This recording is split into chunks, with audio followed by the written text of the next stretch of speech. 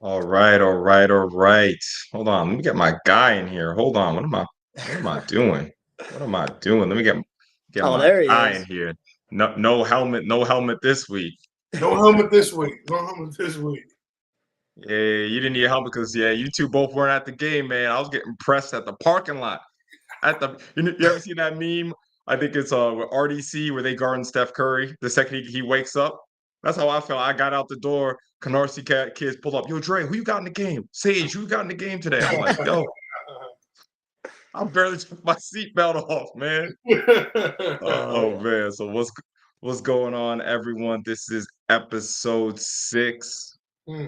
Episode 6 of the New York Talks podcast is Andre Johnson from Sage Media, Jared Valluzzi of Uzzi Sports, Coach Mac of Move the Chains. I feel like I have said that 30 times this weekend between the two games. Oh, but it was an amazing weekend of football. Shout out to Coach right here, state champs checking in. Hey, crazy, My man. guy Jay. Oh, there he Yo, is. Jay, you said that you were gonna pull up on me on the at the APR game. I didn't see you. If you were there, that was my fault. Shout out to Jay. Jay's been in the chat all weekend. Dre's been in the chat all weekend. So first of all, just around the table, what's going on, y'all? How we feeling, man?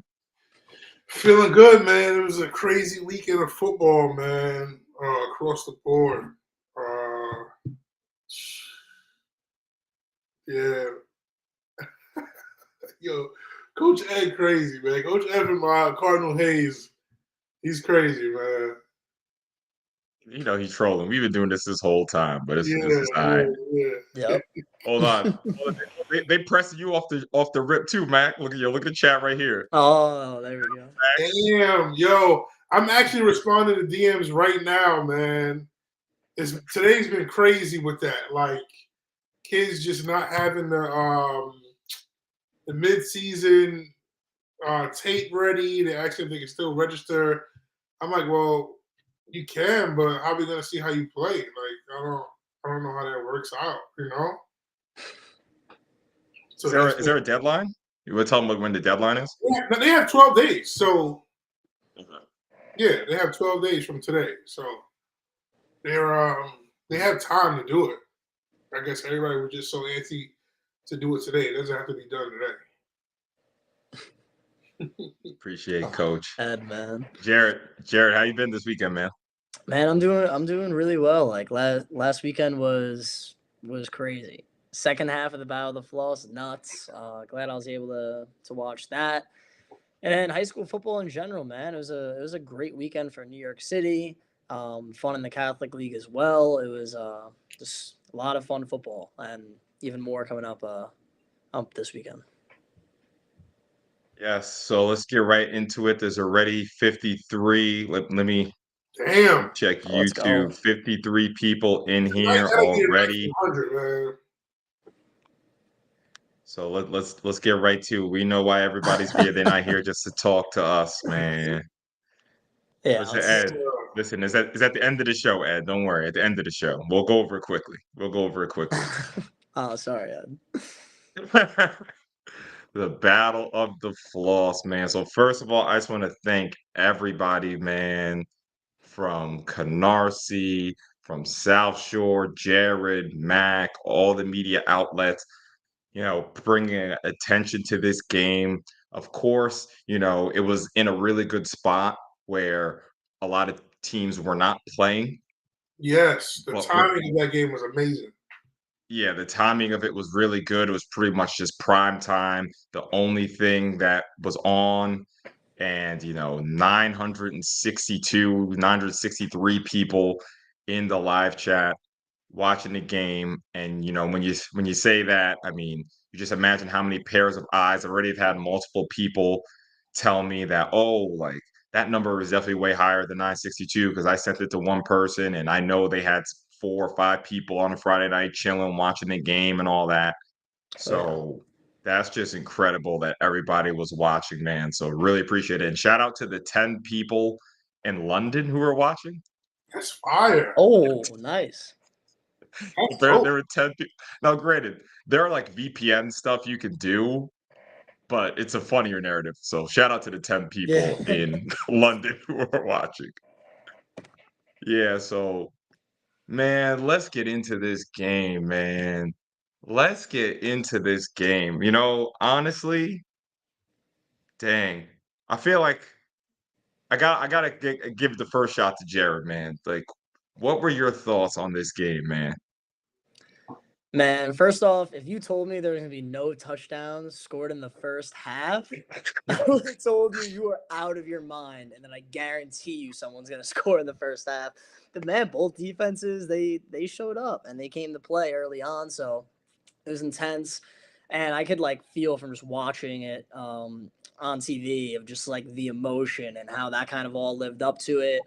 And yeah, and it was really fun. Second half comes around, and yeah, a bunch of big plays, but we're really gonna dive into it. I just have to say, Samaj Lowe he's a big time player. I mean, are you kidding me with that first touchdown, which was huge to get Canarsie on the board? That was clutch, and then the head tap was ridiculous. That ended up setting up the Wolfpack for the go-ahead score late. But Samaj Lowe with a couple crazy plays for Canarsie. That's really what stood out to me in the sense of those two plays were just big time and ultimately game changing. Real quick, I just wanna say, do you guys remember that in the Lincoln Canarsie game, um, Solomon had the head tap, like, literally in the same spot? Yeah, Like, did anyone like, it was like deja vu. yeah, same Like, it spot. was so crazy. It was, Yeah. like, in the same spot of the field. I was like, I just couldn't believe it because honestly, especially to talk about that play and context is why context is so important. On that last drive, Canarsie were reeling. I think they tried a quick, screen pass. They tried it was like a 3rd and long. I was kinda thinking, "Yeah, I think this is over, man. I don't think Canarsie can pull it out," and shout out to Josiah Brown just always making plays, trusting his guys, Samaj Lowe. I Yeah. mean, this is why we have this game, like, all we can do is set the stage for you guys, and I really don't believe that it's a coincidence that you guys are stepping up because you guys are playmakers, man. You guys just need the infrastructure, so we're glad that we could, give you guys that because that was just an electrifying play. And then shout out to number 12, Corey McCracken, man. I've seen 3 angles of that catch, the way he got his hands under that ball in that moment, and I just loved his reaction. Like, he just stood up. It was like a moment he just stood up and he just like soaked it in for a minute. Like, I just won us the battle of the Floss, got our trophy back. That was just an incredible moment for Canarsie, man. Mac, your overall thoughts on the game? Um, before I like diving into the game, man, um, I just want to kind of shine light on how that game kind of just shifted PSAL football. The support it got behind it, Yeah, so many people looking forward to going to a Friday night. It was kind of giving me like New Jersey vibes. Like so many people looking forward to a Friday night game. Like adults. I'm talking about guys that's I heard like alumni was there from like 30, 40 years ago, like just supporting the kids, and just kind of giving back the support to PSAL football, man. And then when I saw that you was hitting like 900, almost close to 1,000 views outside from the people that were already at the game. Like, if we're going in that direction, if we can keep going in that direction, where, and then, I mean, just for the media, just putting it out to, people who may have not watched the PSL game in a while. Um, yeah, like TYJ says, so many alumni there, man. So that's just amazing. Just to go in that direction for alumni to come back and kind of be back invested into their high school and getting to know the current players and supporting the current players. at these schools. If we could do that kind of like just moving forward for all schools or a lot of schools, that would kind of like change the whole game of New York City high school football.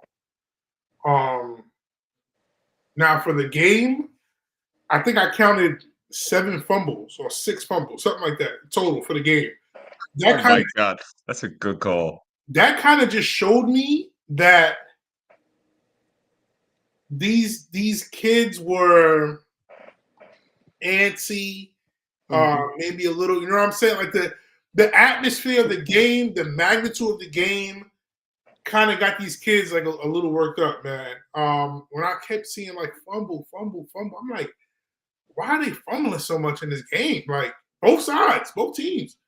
But then like looking back at it, man, and then the kid dropped like a wide open bomb. Yeah, we'll talk about that. That has to be just nerves. And playing in that kind of circumstance, a lot of probably, I want to say 90% of those kids have never played in that kind of environment before. Friday night, the lights, packed house, the stakes of the game. They know, like, leading up to that week, it was so much trash talk and trolling on social media. So yeah, that was great for the kids, great for the coaches, and most importantly, great for the PSAL culture. Yeah, and I think something that can't go understated too, and I just thought of this is now obviously social media isn't a new thing, but for people like me and you, Mac, like of course we played in big anticipated games and stuff like that, and I feel like you go to practice, you talk about it in school, maybe you see some friends, you talk a little mess, but when you go home, it's kind of like shuts off. Yeah, definitely a bit. Of course, we have like the Facebook chat rooms or whatever, but yeah, I mean, it's just constant, constant. Your phone is going off, and I mean, me myself, I'm included, right? I post something on the Sage Media Instagram, I tag Tajay, I tag Samaj. That's a notification going to their phone, like, and it has to weigh super heavy on them. And walking into a game like that with all those eyes on them, it's these young athletes are humans, obviously, and honestly, you guys really did put on the show. Shout out to Coach Rand for sure. And oh, we're gonna talk about we have a whole section for him. All right. We have a whole section for him, but to the winner goes the spoils. Canarsie Wolfpack, and the first person to talk about Naeem Cooper, man. Jared, I know that's one of your favorites. Naeem Cooper, just talk about his performance, man.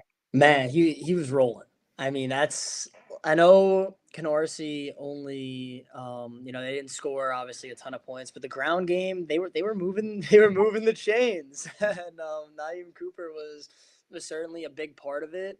And let me tell you about Cooper right now is he's a pretty big back, and he was lowering his shoulder, getting yards after contact, and he was making plays, in between the tackles and just getting some great runs for Canarsie, setting up that offense, and also eating clock as well. They ate clock. They kept a lot of possession. So yeah, Naeem Cooper was a beast, and also Canarsie's offensive line also stepped up. I think both O lines were a little kind of questionable, I guess, going into this game, and Canarsie definitely had some good moments.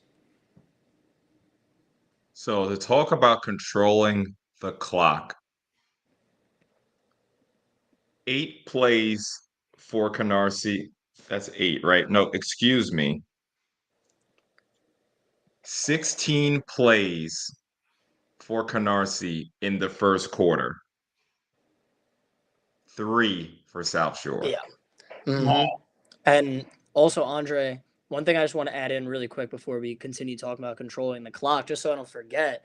Mac was talking about those fumbles before. One thing I'll give Canarsie credit in the fourth quarter, you know, they were looking like they were going to score, and it was a fumble for the Wolfpack recovered by South Shore. And On like honestly, the 2-yard line, right? yeah, they were deep in the red zone. It was something Yeah, they like were in that. the red zone. They were in the red zone, fumble, South Shore recovers, and I'm looking at it, I was like, man, like that might have been it. Yeah, man. And I was like, and for those kids to just recover the way they did, you know, kept their composure, go down on the next drive and score, pretty special.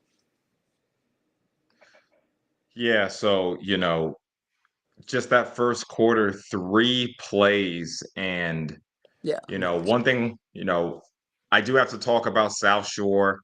You know, I feel like the South Shore defense was a half step slow all night. Uh, I think that overall, I truly believe in the process that South Shore is going through. I feel like they're building towards the playoffs, and this night was, you know, of course, it was an important night, but it was just one step in what they're trying to build. I still believe in the ceiling of South Shore, and I've seen those linebackers play much better than they did Saturday night. You know, when I was rewatching some of the film, you know, it kind of seemed like the processing. It could have been the night or whatever, the processing was just a little slow, you Let know. me let me let They me were ask reading the plays. you, Dre. Let me ask you, Dre. Do you Yep. think the processing was slow, or do you think they just played a team that played faster? That they've been playing, you know, in the past 3 games. I think Canarsie is just a faster team than what they've been seeing. No, I mean, I guess it's whatever you think, right? I guess from my perspective, I believe that I think highly of that core of that linebacking crew, and I feel like they can play better than they did. But you know, I just saw a lot of they would kind of get into the hole, or they would like be right outside the hole and kind of like look. And I'm like, yo, this is Naeem Cooper coming at you. You cannot just sit in the hole. You have to attack. You know, they weren't attacking the line of scrimmage. And Coop is one of the best running backs in this whole league. Try to tell We're you, not gonna. I tried to tell you that when you put up those 3 backs about 5 episodes ago, man. And I'm I'm still glad, standing on it. I'm still standing on how it is. I'm so glad that Uh, like I knew about this kid since the 8th grade. I'm so glad that he's now in a position where the majority can see like how good he is. Travis is my guy too. I see you say Travis is better. Dre's top 3 backs was Travis or Cooper wasn't even in that conversation. So I was Because just it's only 3. It's only 3. Yeah, right, yeah. And it's only 3, and I love a lot more than 3, but there can only be 3 on the top 3 list. For sure. I definitely understand that. Yeah. Listen, my guy, Coach Perlo. Super underrated. Right. Yeah, Coach. Yo, man. Oh, man. Hold on. Let's talk about this underrated thing. Because I don't have him in his top 3 doesn't mean he's underrated. That's all I'm saying. Because if you're not in top 3, you're underrated. It's honestly, I don't think Cooper's in your top 5. And that concerns me. I didn't give a top 5. So you don't know he's in my top 5. No, but you have one, and it concerns me. I don't think Cooper's in it. Listen, He's not. No, I'll admit he's not. There's 2 other backs I'd put. There's 2 other backs I'd put. That's fair. Okay, hold on a second. This is fun, and I'll let you get into the second, Jared. But okay, so my other 2 are Corey Brown and Travis Gamble. So now who are you gonna take out? You can't just put somebody in. You have to take somebody out, Coach Mack. Listen, listen. I do maybe a 1A, 1B, 2, 3, 4, and 5, maybe. Cool being that sheep said, which I believe was 3 of the kids. Yeah, for sure. Coach Wheeler, for sure. No, are you kidding me? Absolutely. Absolutely. Absolutely. Jared, what are your thoughts on this little conversation here? Oh man, it's interesting. I think New York City right now, and especially the PSAL, spoiled with how much running back talent there is, and also younger quarterbacks. But that's a different conversation. Mm-hmm. But spoiled when it comes to the running back talent, especially man, dude, this junior class, like we got all these kids back, and then you also have Corey Brown in the class of 27 and some other guys. So yeah, definitely spoiled, and it's tough, man. I think you got to wait it out a little bit more to see what these players do down the line. Like, listen, we still have E-Hall Tottenville in 2 weeks. You know, someone might have a big game there, and then all of a sudden the conversation changes. Like, what if Corey Brown takes over? Like, then he might jump over, a bunch of other players. But yeah, as of right now, I think it could really just go either way with a ton of these guys. See, in your top 5, stand on it, Jared. Who? Naeem. Oh, Naeem in the top 5. Oh man, this is tough. I'm trying to think of my top 5 right now. I think he's right there. I think it's close. I don't totally know if I could give an answer with what my top 5 Fair. is. I just don't like right now. Push back to the give an answer either, so it's cool. I don't think I can. I definitely once I make it, I'm gonna stand on it. Once I make it, I'm gonna stand on it. Coop goes in my top 5. Yeah, no, that's fair. That's fair. Listen, Naeem, listen, let me tell you something. This was the night to put on in front of everybody, in front of I predict maybe about 1,500 pairs of eyes. I mean, Naeem Cooper, you could see he was controlling the clock. He was running with a purpose for sure. But yeah, just to get back on the the South Shore linebackers, I definitely think they can play better. I definitely think they were a half step slow. But shout out to, and I want to talk about South Shore for a minute. Big shout out to South Shore for their composure. We'll talk about the drop pass. The drop pass was a huge play, right? It took the wind out of everyone. It was just like a gasp from everyone, right? And then South Shore did have to punt after the drop, and then that is where Samaj Low scored their first touchdown. So it was almost like, man, like this really might be it. The drop pass has South Shore just kind of on the floor. Let's say my guy, Jeremiah. I thought you were gonna score a touchdown that fumble recovery. Yeah, man. I was so ready to lose my mind. Man. I was happy for him. I was so ready to lose my mind. Shout out to Jeremiah Pope, man. And honestly, I didn't say your name at first because I saw your number and I was like, wait, I thought he was the center. I was like, oh, he's playing defense too. So shout out to you, Jeremiah, on that almost big man touchdown. Yeah, I think he played right tackle this game. He played right tackle? I thought he played center. No, he can play center. He does play center. I believe that last game he played tackle. Okay. No, so shout out to him. But yeah, the big drop pass and Adrian Antoine is honestly, I can't think he's definitely a top 5 wide receiver, most likely in the class of 2026. We've seen him make plays. We've seen him make that catch all the time, right? So I am not even I don't doubt him for a second that we're going to see Adrian, get back and make a huge play later in the season, probably in a spot that really, really counts. You know what I'm saying? But shout out to the resilience of South Shore. Like I said, after that, that's when Canarsie went and scored, but then they went right back and scored. So definitely huge shout out to them. And I'll let Coach Mack. How about you just talk about Mr. Tajay Schulters, man? Hey, so listen, back in May, this is the same kid who won MVP in the Rising Stars Bowl. Yep. So to see what he's doing right now, it kind of didn't shock me. But he was putting some kids in a mixing bowl. I mean, I was watching the highlights. That TY barbecue chicken, man. Yo, barbecue chicken, man. Yeah, I'm not gonna lie.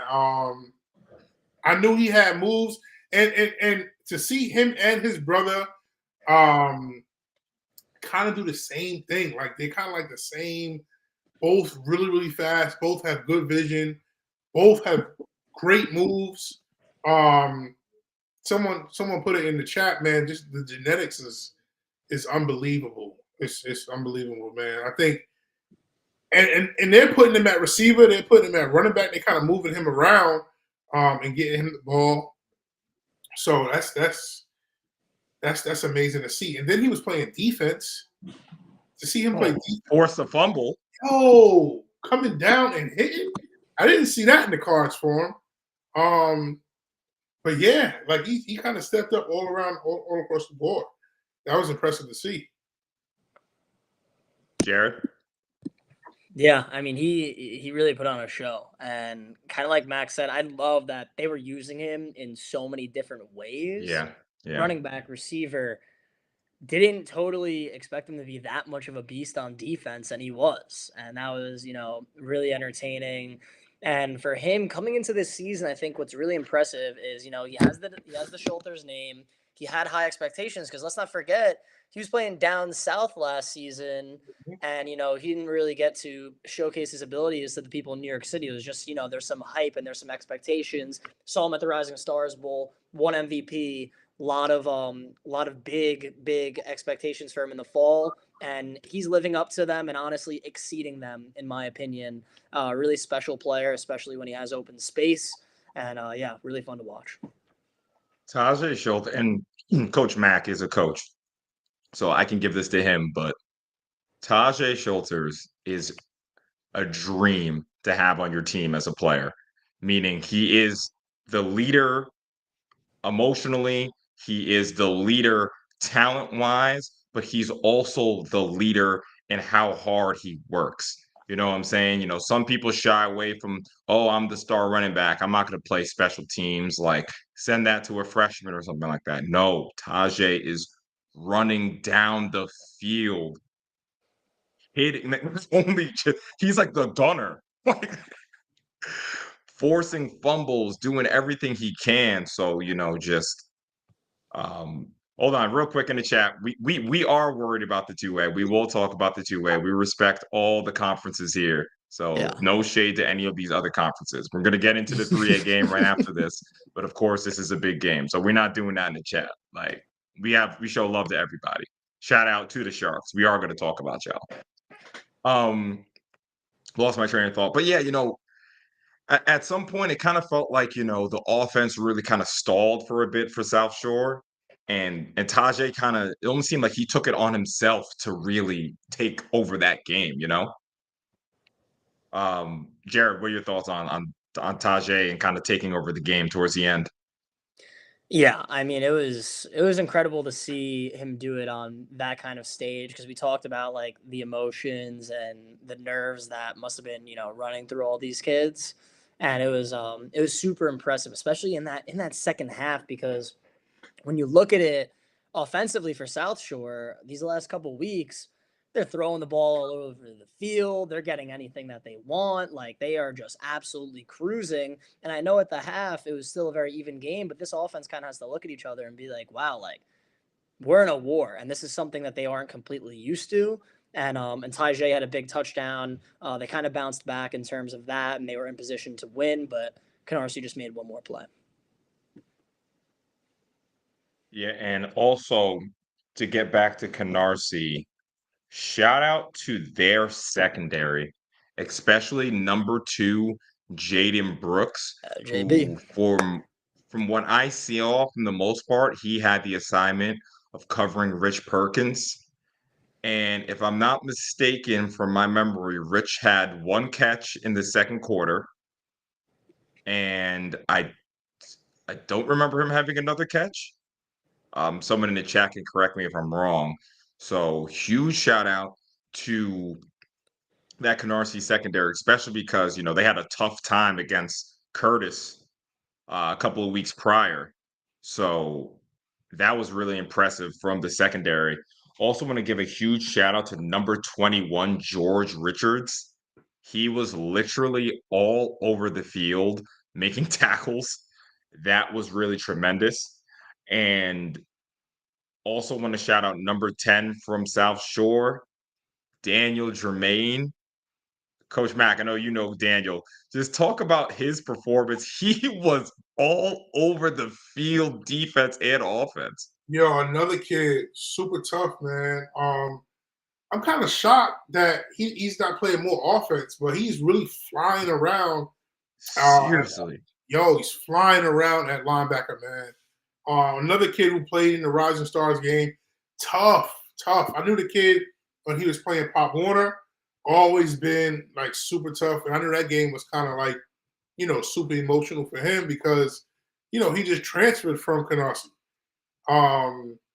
So he was like kind of really, really pumped for that game and played super well. Jaden Brooks, yo, if you guys only knew, man, Jaden Brooks, he wore number 2, who played corner. He was guarding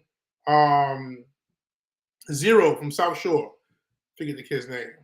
The receiver. He was guarding Rich Perkins. Oh, Rich, yeah. That was Rich. Yeah, Rich. He was guarding Rich for the majority of the game.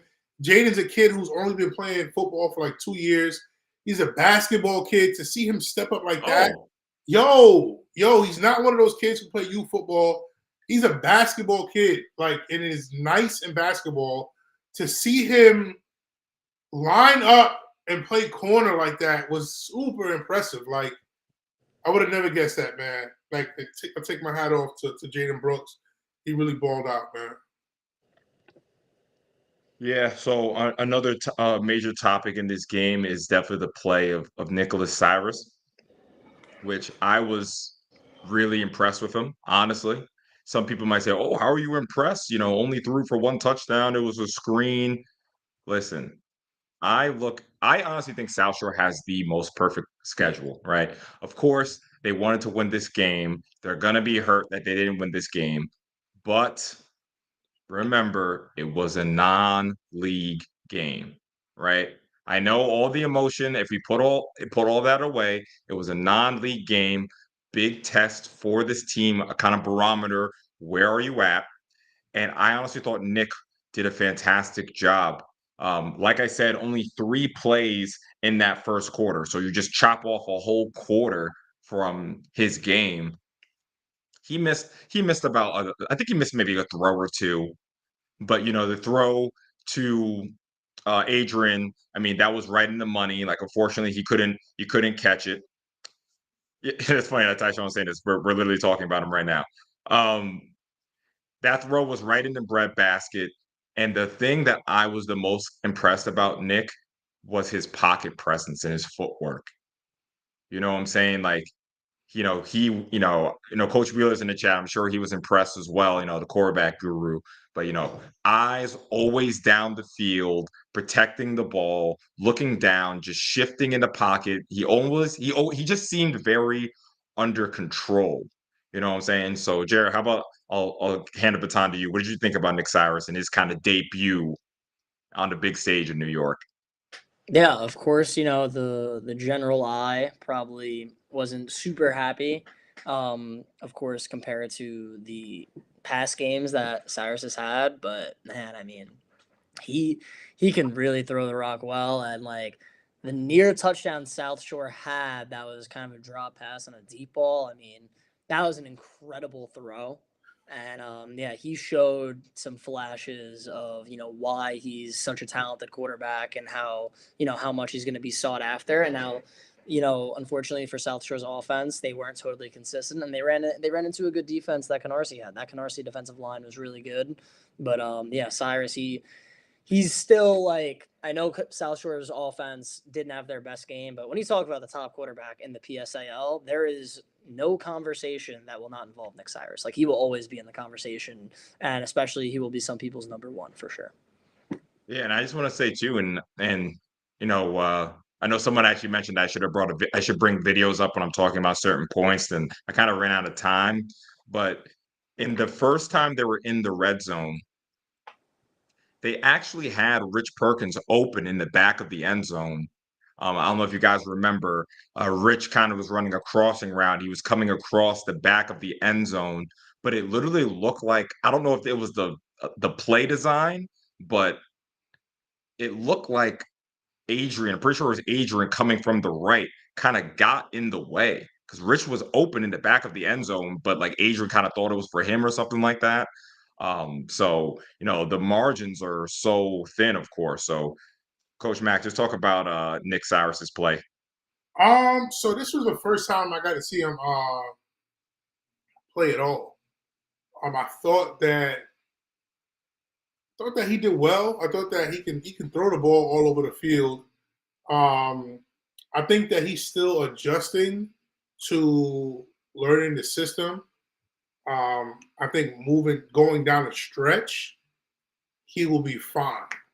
I expected a higher scoring game in general. I didn't expect that kind of a scoring game, to be honest. If I'm being honest, I didn't expect that low of a score game. I think both teams moving forward is going to be able to put up more points. But kudos to both teams' defense. That says a lot about their defensive stops. Yeah, I think going down the stretch, South Shore has a favorable schedule. Canarsie has a favorable schedule outside of Tottenville. Outside of Tottenville, I think they'll win the other two games. Yeah, and Coach Perlo sending thoughts on them not sticking with Kai. Hey, I mean, I'm sure both quarterbacks had like a great competition in camp or whenever Nick got there. And, Nick probably won that competition. We see, we all know what, Jakai did for South Shore last year. But, this is top level football. He might have gotten edged out at the line. And, I think that, Nick is doing a great job. What are your thoughts on this one, guys? Yeah, I think Jakai took it well. Like he understood, that this kid was coming in, and to hear that a kid is coming in who just threw for 5,000 yards in one season, and in the DMV area, I mean, the writing was kind of on the wall, but I think he took it well. He's still on the field, he's still playing. I saw him line up at receiver. Yeah, he's still hustling. It's like you want a kid on your team like that that's still going to give it your all. That's still going to, be a team player. I think he's a great kid. Another kid who played in the Rising Stars Bowl did well. The previous receiver. Like, you got to respect a kid like that. Jared. Yeah, he's a great player. I mean, what he did last year was fantastic. Winning that championship. Like Max said, I also saw him in the Rising Stars Bowl. Really talented. And yeah, I'm happy he stood at South Shore. He's on a really good team, and he's playing receiver, doing his thing. And yeah, man, it's I think as the year goes on too, we're gonna be talking about him more, talking about this entire South Shore team because they have such a bright future, and so does Jakai. So it's yeah, I honestly can't wait to see what this offense does because they have some exciting games coming up, and yeah, especially ones that we'll talk about when the time comes. Yeah, and this point here, I actually disagree with this point. I honestly think South Shore's schedule is perfect. Like, I feel like they are ramping up, and you can even see it with the play calling. They have so many levels to go. Um, Everything was very linear for South Shore, right? Go routes, screen here, screen there. I think they ran I think they ran 2 crossing routes, and those are the 2 throws that he missed, actually.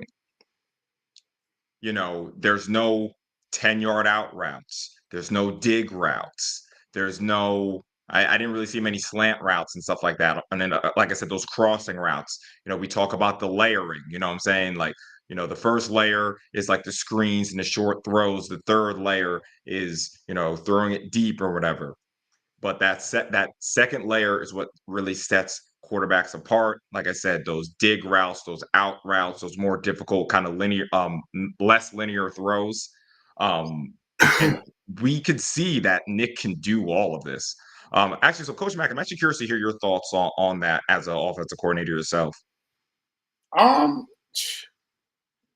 throws is not an issue for the kid. It's the execution. I mean, the O-line got to be able to block it up. Yeah, Receivers got to, you know what I'm saying? It's a collective that makes everything successful. I feel like the schemes for South Shore was amazing. I think Dave Legree is the offensive coordinator. I think he did a great job. I think both teams watched a lot of film on each other and knew each other's tendencies. When you know, like these guys are friends outside of football. So when you know your opponents that well, I mean, now it makes sense for, a 10-7 game, like a low-scoring game to be like that because you literally know, what your opponent is trying to come out and do, what's their schemes. So it's just it's easier to game plan against that. Jared? Yeah, absolutely. And that's part of the reason why why that game was special. Like when Max said, like, just all these guys like know each other, like outside, like just on the outside and stuff. Yeah. And it's really, really cool. And I mean, literally the shoulders playing against each other it was special. Yeah. And yeah, it was really fun. And I don't think it's possible. I think a lot has to happen in order for us to get a rematch of South Shore Canarsie this year. But man, I would love It that. would be tough.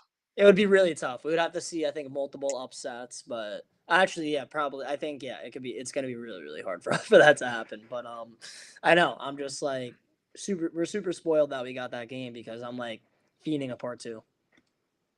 No, for sure. Oh, Absolutely. I mean, yeah, No one you should can't sleep sleep on on Adrian Adrian. Antoine. First of Like, all, he's a if you beast. want to, let Watch me the tell tape. y'all something. Thank you, Jared. Watch the tape, and he has the ability to even be in that situation. He earned a spot on one of the top teams in the PSAL. So, a quote I always like to share. You see, I have it pinned on the Instagram. It's the man in the arena. Just go look at the Sage Media Instagram is right on the top. Is I have that on my wall in my apartment as well. The man in the arena. So just go look at that before you want to criticize somebody in a moment. Yeah. Real quick. Mhm. Oh, sorry, Jerry. You wanted to say something? Yeah, I was gonna say one last thing on this Adrian subject before we move on. Like, especially if anyone like says anything about the big game, watch the replay of the championship last year between South Shore and APR, and you could see some Adrian Antoine clips. That's yeah. I just want to end off with that because he had a big night. Yeah. And before we leave this subject, I'm looking forward. I can't find it up here. We have to talk about Mr. Josiah Brown, man. I mean, I said it before, in that first game against Lincoln, a star was born, right? This game, you know, I believed I was like, yo, we're gonna see Josiah do something extraordinary. He didn't necessarily do anything extraordinary, but I felt like he managed the game perfectly. And then at the end, putting the ball exactly where it needed to be for his receivers to go make a play. Coach Mack, just talk about Mr. Josiah Brown, a man of many nicknames.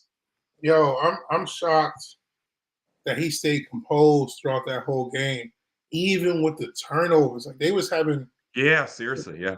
issue with I guess it was like a read, so maybe he could pull. He had the option to pull it. He had the option to give it, and they fumbled on that twice. And he just stayed composed for a kid, for a sophomore, to play in a game like that and stay like kind of like under control and didn't let it like frustrate him. That was amazing to see, man. And he ran the offense like it was supposed to be ran. He trusted in his athletes, giving the receivers the 50-50 ball, putting it up there, trusting in them. I mean, that's not you can't ask for nothing more than that. And that throw to Corey and to win it was perfect. Honestly, I mean both of the throws were even the head tap, like put it right, high pointed it, perfect place for Shamaj, and the throw to Corey was perfect, like right where it needed to be over a defender. Yeah. I mean, Jared, just talk about that. Yeah, I mean, for him to do this in the big moment, and like I mentioned it before, the fact that Canarsie had that fumble late, and it looked like that was the opportunity for them to take the lead, and they didn't. The fact that Brown stood poised and he was able to make not one big throw, but multiple big throws. I mean, it was incredible, and also Yeah, I mean it was a great read because I'm sure after that Samaj Low head tap play, and he's been like the playmaker when it comes to receiving for Canarsie. I'm sure a lot of people were thinking, okay, like Brown sophomore, he's just gonna try to like find Samaj Low, but no, he ended up finding Corey in the end zone. So that was a huge play. Mac, last words on this? I hope we get another game to this magnitude this season. Yeah. I'm not sure if the Eagle Tottenville game will be that. Maybe. That's crazy. Maybe. No, sorry, excuse me. I know what you're saying. Excuse me. I know what you're saying. The anticipation Yeah, leading up to the game. I understand both of you guys. Yeah, like the anticipation leading up to this game, everybody was excited for. I just want one. If we can get that one more time this season, just one more time. I don't think I'm asking for a lot. But to have a game like that, yeah. If we can do that one more time this season, that'd be amazing, man. Tyshawn, if you're in the chat still, Tyshawn, can you please tell Tottenville to like have a social media presence? Like, please. Yeah, that'd be fun. That'd be fun. Please, Also, like a page or something. Andre, one thing I think we should definitely talk about also before we get off this subject. How about the ending for Canarsie after they scored the touchdown? The onside kick. Oh my gosh, that was crazy. How about that? I forgot about that. Yo, did you hear my call on that? I literally was like, I couldn't believe it either. I was like, what are they doing? And I was like, oh. And it worked. Honestly, and excuse me, I went to shout this out earlier. Shout out to Coach Rob and everybody. We won't talk about it, but they know they're having some trouble behind the scenes with keep the crew together. That's ridiculous, Jared. No, Jared, that's ridiculous. That's ridiculous. I wasn't even there. No, Andre, I wasn't even there. All right, I'm gonna keep it really vague. All right. I'm not sure what exactly is going on at Canarsie, but don't do it. Don't do this right now. Like they have something great going on with great adults there.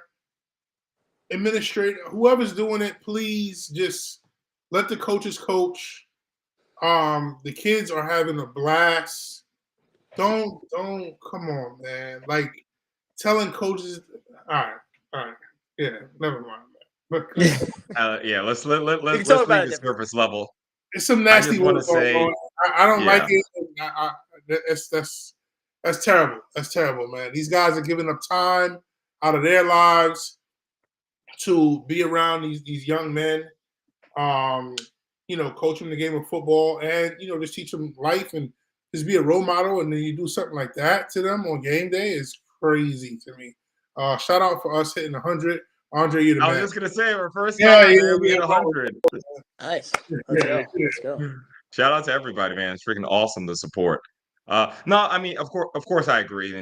We'll talk about it in a different forum. But yeah, I just want to say, a huge shout out to Coach Rob, man. I really thought they really had a great game plan and to keep everyone together for that. And to talk about that onside kick, listen, I'm gonna be honest, that was insane. If you do that 5 times, it's going to work once. And it worked today because when you think about it, right, you were going to give South Shore the ball at like the 50-yard line with Nick Cyrus. What? That was extremely, extremely risky. That was crazy. But it paid off. Shout out to Canarsie for stepping up. And it was just an amazing night in Brooklyn and in New York City, man. So definitely was. So thanks for bearing with us, man. Of course, we had to make sure we showed this game a whole lot of love. And again, we're going to see South Shore 2 more times in the Game of the Week series. And I think this team has an extremely high ceiling and, disappointing result for them. But I think they'll be back. And for Canarsie, use this as a springboard. You guys got to get to 4. I think they're at 1. They're 1-3 right now. So if you get to 4, most likely it's going to put you in the playoffs. So sorry, just had to time somebody out. And yeah, so that's it, man. So let's move on. We surprised everybody. I'm so happy we're able to make this happen. Shout out to Coach Perlo. The 3A game of the week, the battle of the unbeatens. Fort Hamilton versus APR. Now, this can also be known as Travis Gamble versus Harold Marshall III. And I'm not saying that to disrespect anyone on the field, because of course everyone put in a great effort. But when you have 4 touchdowns from each running back, I mean, I'll let Coach Matt go first. I know Travis is his guy. So let's talk about Travis first. But first, shout out to my guy Dre. Big salute, man. Yo, I know. See, Dre. I see what you trying to do. Listen, I appreciate the donation, but he tried to be like, "Oh, so we doing flex? The flex We doing game. flex Yeah, games? Heard yeah. that? Heard that? Yeah. You're not low. You're not low, man. That's funny, man. Yeah, man. Um, So, Andre, just to be real with you, I was gonna come out to the game. I decided to stay home and watch the stream. Thank you for streaming that game. I almost turned the stream off. Yeah. Because I Jared, be did. I honest. did. Be honest. Yo, I almost turned the stream off because I know the kids say, glazing and whatnot, but it was like, all right, give the ball to Travis and he scores. Give the ball to Travis and he scores. Give the ball to Travis and he scores. I'm like, all right, I'm done watching this. Like, that's my guy and all, but this is not fun to watch. Like, as a coach, it just wasn't competitive. And to see Fort Ham make those adjustments, oh my gosh. Like, I'm like, all right, this is a great, like at first I'm like, game of the week? And it's 20-0. I'm like, yo, this is not good, man. Then Fort Ham kind of made some adjustments, man, and really got back on the board. That was amazing to see. And then for the game to go into overtime, yeah. I like that. I like that game. That was a great game to cover. For him to be down like that and come back, hats off to that coaching staff, man. Wow. Yeah, it's man, that was a fun game. I mean, I will say, like, I really thought it was over after APR just started rolling in the beginning. I mean, yeah, Travis Campbell is as advertised, as special as a lot of people think, and as much as we think. So he had a huge game, but a buddy of mine, Caleb, from the guy who runs Prep Red Zone, he was at this game and he told me, he was like, "Listen, yeah. Harold Marshall is like the real deal as well. Like, just watch. Wow. Like, and he said these are two of the best running backs in the state. And trust me, Caleb knows ball, and they definitely are two of the best backs in the state. I mean, it was crazy the show that they put on. Harold 4 touchdowns. I mean, big back too. He was really, really impressive, and it was just a really fun game, man. And APR, one other thing I want to say about them, we give all this, credit to Travis Gamble. When I talked to Coach Perlo before the season, I remember him telling me, he goes, watch out, we got some big, strong linemen that can really play, and he was completely right. And they got some good talent up front, and just some guys that like to be violent and play hard. So that APR O line and D line, both of them, both look good. During the game, I wrote in the chat, go ahead. Saying like, why 75 from APR doesn't have some offers rolling in, man? And I clocked it in. I was standing next to that kid at the Rising Stars Bowl. He kind of helped out. Great kid, 6'6". I'm looking up at the kid. Definitely 325. Like, what is like? Somebody please just go to a random game. Number 75, Hakeem Sadiq. And when you sent that message in the chat, I was looking at him, I was like, oh, I think he kind of looks like a 6'3". Let me see at halftime.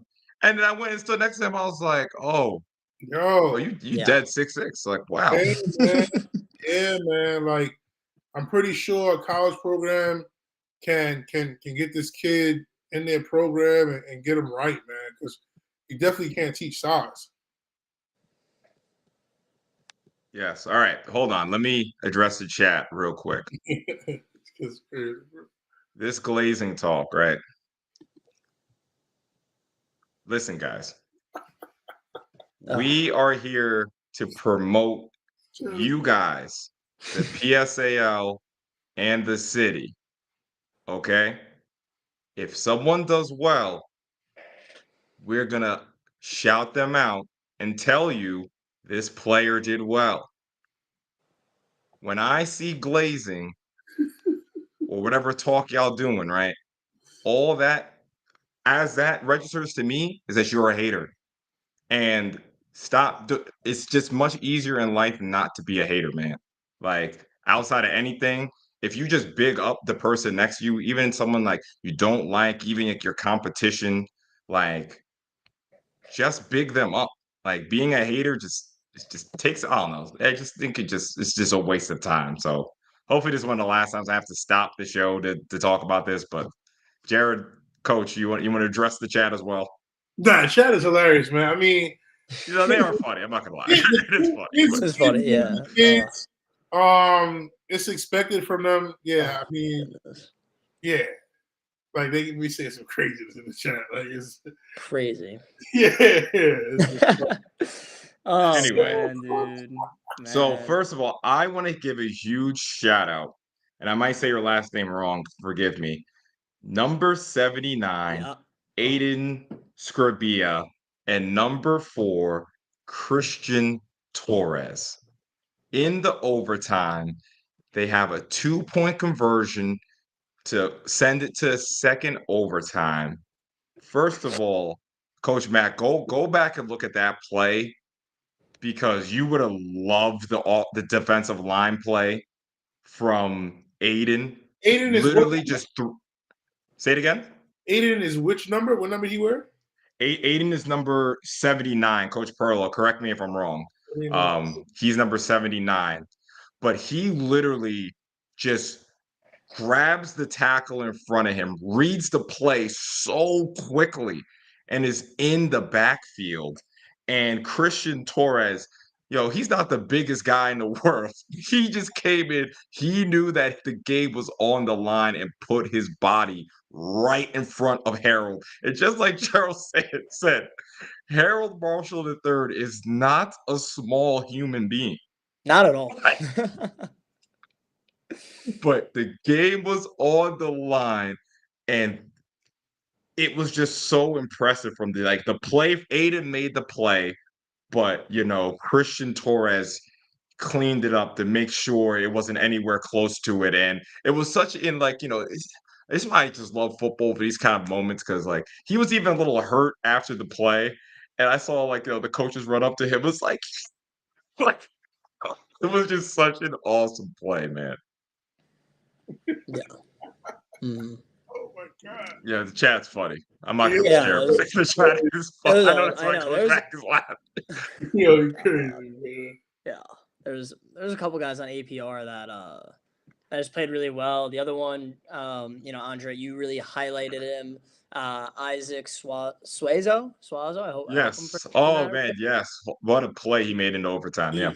Yeah, he's incredible. Just a sophomore. I mean, more young talent in this league that is crazy. Isaac's really good, and then also on APR, just someone that I think down the line is gonna really change games and have a huge impact because everyone's so focused on Travis.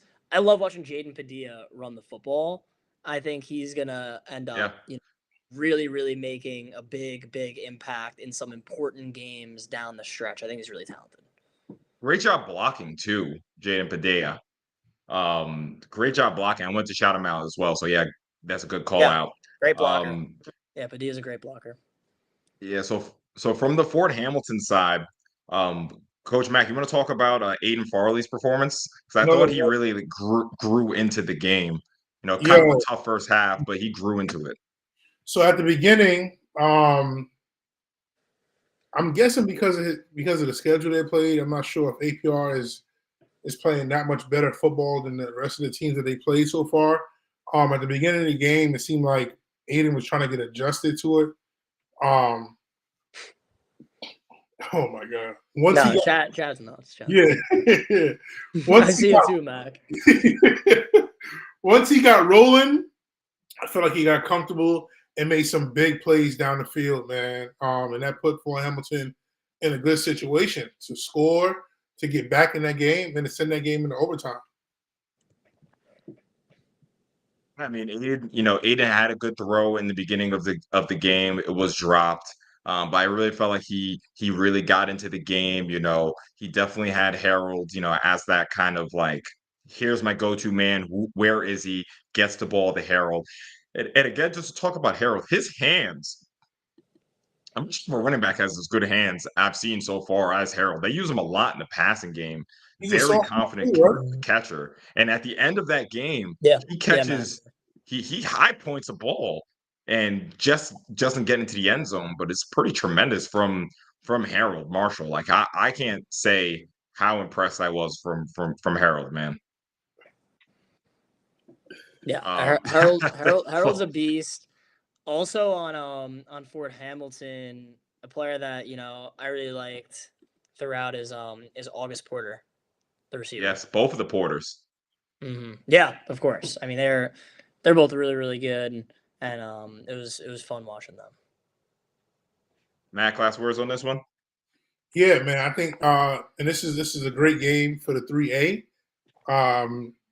Like I said before, I think the 3A has good football as well across the board. I think it's like 7 or 8 teams that can compete, and I'm curious to see how the playoffs shape out for them.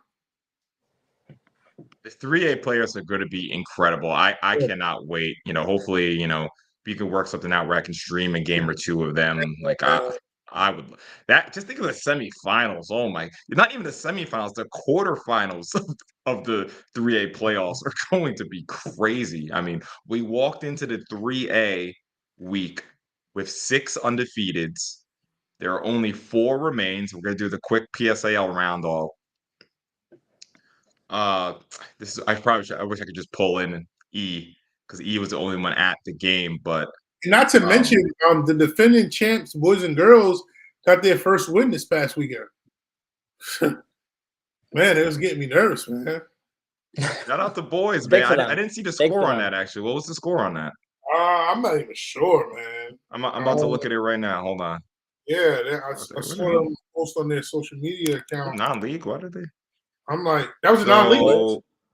No, I think it was. I just don't think it updated. No, they beat. Oh, is it not up? Yeah, it's not up yet. So they play Cardozo. Yeah. But they didn't update it on thing yet on the PSAL site. But yes, Frank. So like I said, we came in with 6 undefeateds. Of course, congratulations APR knocking off Fort Hamilton. But Brooklyn Tech versus Franklin K. Lane, and Brooklyn Tech going on the road, 1916. I heard Tech is good, man. Win. I heard, Tech is crazy. I heard Tech is good, man. I definitely want to see them play. I'm not sure how good Lane is, but apparently they got to be pretty good to be competing. I think Lane was 3-0 going into this game, if I'm not mistaken. So yeah, this should be really good to see. He said Tech quarterback is good. Wow. Yeah, huge win for Tech, and I think, if I'm not mistaken, it was a come from behind win as well.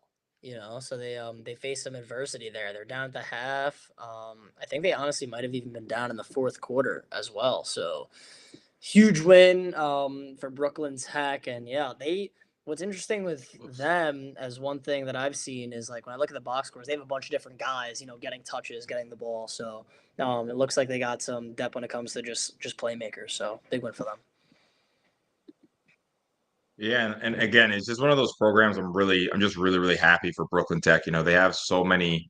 I know they have a big school, a lot of people in the school, and when I saw them, I think it was the year before COVID.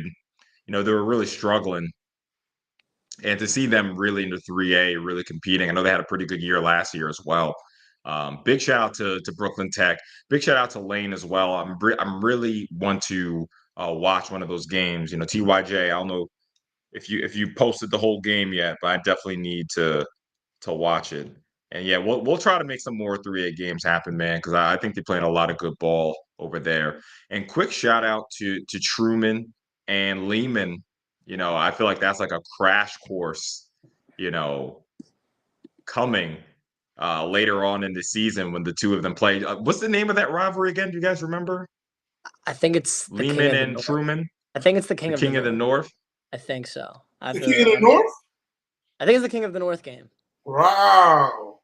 I think so. It's definitely a Bronx rivalry, and it's definitely pretty big deal. Yeah, King of the North. Wow.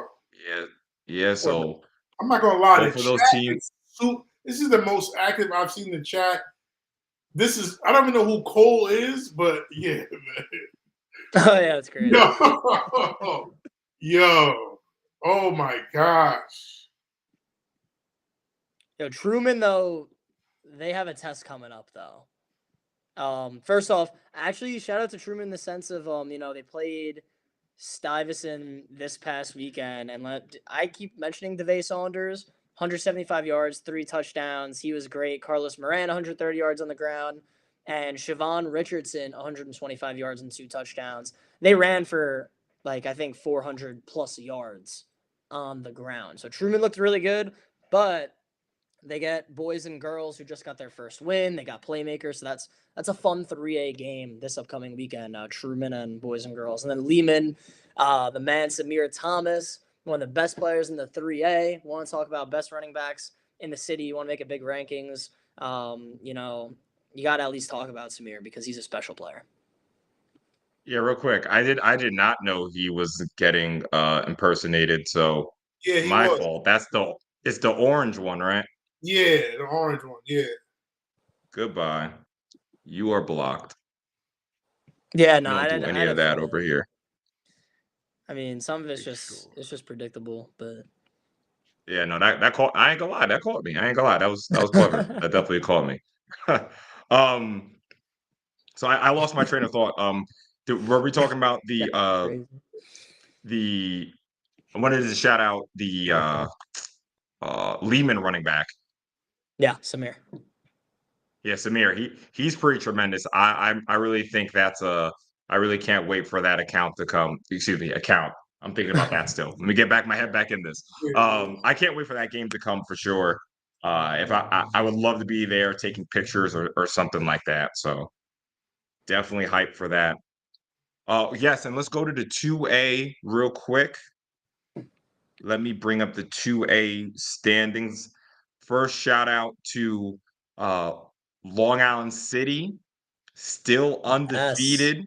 My Coach guy, Giordano. Coach Joe over there, man. I love that. And there was a battle of unbeatens, Eagle 3 versus Springfield Gardens. Shout out to Eagle 3 with the 20-4 victory. Can someone please explain to me, has anyone ever seen 4 points scored in a football game before? Safeties is crazy. Yeah, just 2 safeties as the total. Not what I expected. Definitely not what I expected. But Springfield Gardens is a good team, the 1A champ. So Eagle 2 finding another way to get a win. You gotta love it. And yeah, they showed some pretty good offense. A couple big receiving touchdowns for them. So. By the way, I just made my guy Ed. You are now officially a moderator. You should have power to kick people and time people out. That's my guy Ed. So that's me making up. Ed. That's my please forgive me now for having to talk about the Catholic League on an unfortunate week. But you are a moderator now. Big shout out, big supporter. Ed crazy, man. Me and Ed got some big things coming up, man. You guys stay on the lookout for that one. Oh, can't wait. Yeah, I got some big things coming up. Awesome. So other results in the 2A. I just lost my tab. So big shout out to Eagle 2. Again, big shout out to Long Island City. And of course, the Sharks. Sheepshead still 4-0. So, there's only 3 undefeateds left now in the 2A. Yep. The Sharks have a 28-0 victory over Jefferson. Jeff, yeah, I heard the game stopped in the third quarter. What? Really? Yeah, How? well, Jefferson, I think Jefferson just had enough. That's what I was told. Yeah, it's not great. Yeah. Let's say because the Don't score like to doesn't see that. look terrible on paper. I mean, 28-0's not great, but yeah, I guess Jefferson had enough. But FJM they showed they got multiple guys that could really run the football. So they they came to play. Another victory for the Sharks, man. They're looking good this season. Yeah, man, and again, talking about crash course, man, a collision, 11-3. The Sheep's Head versus Eagle 3, man. I wish I could make that game, man. I sound like Coach Mack, man. Coach Mack always saying that. I think Dre is. Wait, I can't make the game. That's the third. Yeah, I think Dre was trying to slide you a couple bucks under the table too. So you ain't gonna. You know what I'm saying? You see, he keep doing the super chat. Might Trying to get a flex game of the week. You know what I'm saying? So, I didn't even Little know that. I Sunday just action. checked my schedule. I'm hyped now. Wait a minute. So I guess everybody who tuned in, you guys might got a little sneak peek when I teased that later. But I definitely where is that game? Where is that game? That game's in is that Sheepshead? I think it's in Brooklyn. Yeah. Yeah. Yeah. I've live streamed like multiple times at Sheepshead too. So Ooh. I know the deal there. Yeah. So someone from Sheepshead. Let's talk for sure.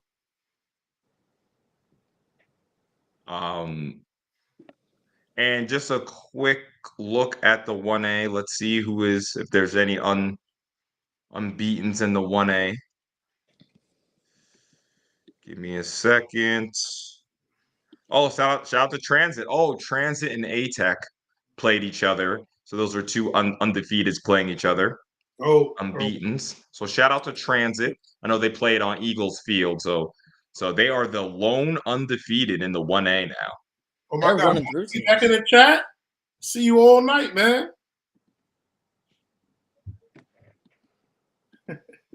Yeah, Dre. I'll definitely send you a message about that game.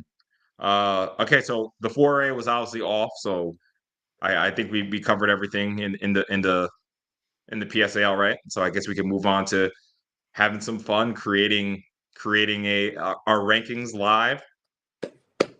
Oh, That was interesting. Yeah, I'm excited. All right, so question. So how do we want to do this? So of course, like Coach Mack was gonna, I guess we kind of have Mac kind of lead the way, and then we can kind of argue it. I guess if we want to go like that. Yeah, I like that. I like that because I already got. Mac is the guy with this. I got my list. Mac already has this. All right, so this will be a little preview. I should have wrote down my top 10. Damn it! All right, I'll do it right on the fly. So, all right, let's get into it, man. So we see the tier list maker. So Mac, I guess we should start from 1, right? Is 1 more fun, or should we start at 10? I think we should start at 1, right? We can start at 10. Oh. I'm gonna start at 10. We start at 10. All right, so you guys can see the teams on the bottom. Make sure everyone can see my screen, acting like we're on Zoom. You start at 10. Coach Mac, who is number 10? All right, so to kick this thing off, Dre, you're not going to be happy with me about this, but at 10, I have Eagle 2. Okay, so the Eagle slide? Eagle slid. Eagle slid. Eagle slid from 9 to 10. Why? Oh, second. Oh, Ed is already on it. There he goes. Thanks, Ed. I was about to do it myself. Okay. Yo, money in the my God, money in the chat is hilarious, man. Oh, there he is. Uh, I haven't seen him in a little bit. Yeah, that's what I said. Yeah. Yeah, I Nah, was he actually he was in wondering the where he chat. He was. was in the chat on Friday. He was in the chat on Friday. Word. Yeah. Yeah. I wanted him back in here. All right. Yeah. So at 10, I have Eagle. They slid from 9. Shamir, this is the whole PSAL, Shamir. So go ahead. Sorry. They slid from 9 to 10. At 9, I have Fort Hamilton. Let me get ready.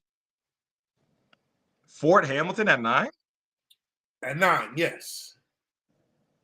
All right, I already disagree. How are they 9? They just lost. How could they be 9? They lost. Ooh, Coach Jones in the chat. There's comments like that get screenshotted. Coach Carlo, what do you have to say to that? Right?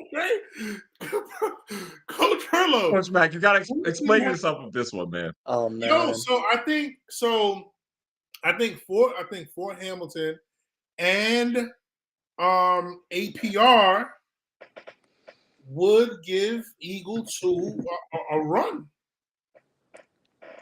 Offensive wise, both offenses, high powered offenses, man. That comeback from Fort Hamilton showed a lot of grit from the team. We know what APR is. Well, I know what APR is. So yeah, I had to change that a little bit, shake the table. I was waiting for Coach Jones to come in and respectfully defend his team. Coach Jones he's the head coach at He's the Eagle head coach, yeah. Eagle 2, yep. Yo, why is everybody asking that? All right, moving on. We got at 8. At 8, I have Randolph, APR.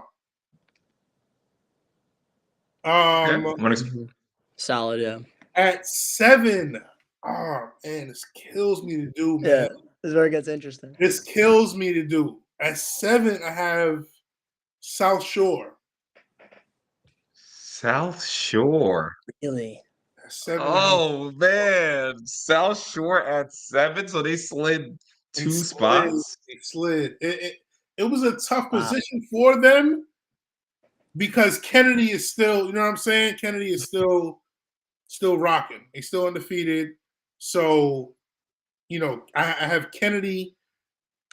Ooh, man, this is where it kind of. Yeah. You got. This is where it gets shaky. Look at the teams here. Don't do it, man. I know what's there. So right now I have Canarsie at 6. No. I know. It was tough. It wouldn't be right any other way in my head because then I had to put Kennedy at 5. I had to put Kennedy. Kennedy 8 this weekend. Kennedy 8 didn't play. Canarsie made a big win, but Kennedy they haven't lost yet. So I still have to go with Kennedy being there. 4, I have Lincoln. 3, yeah, Lincoln. 3, I have Erasmus Hall. 2, Curtis. 1, Tottville.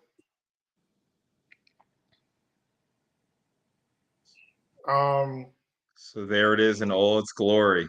This weekend could shake some things up because Curtis plays Kennedy. Tell me some of your thoughts. Both you guys, some of your thoughts. Maybe I'm bugging. Maybe let me see the. I didn't even check the chat. So first of all, it's your list. You know what I'm saying? So it's definitely your list.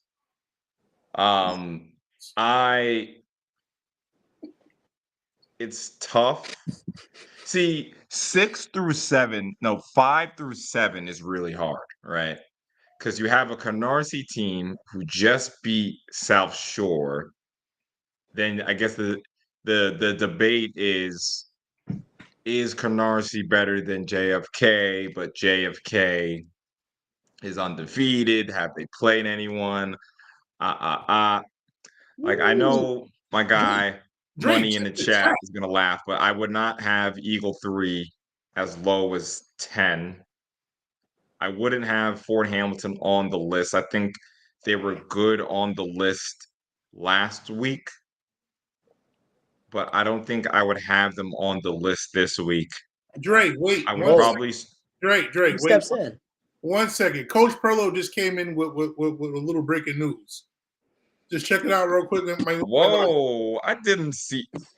I had to Yo, stop. coach, hold on, man. Hold on here. Hey, hey. It's gotta happen. It's gotta happen.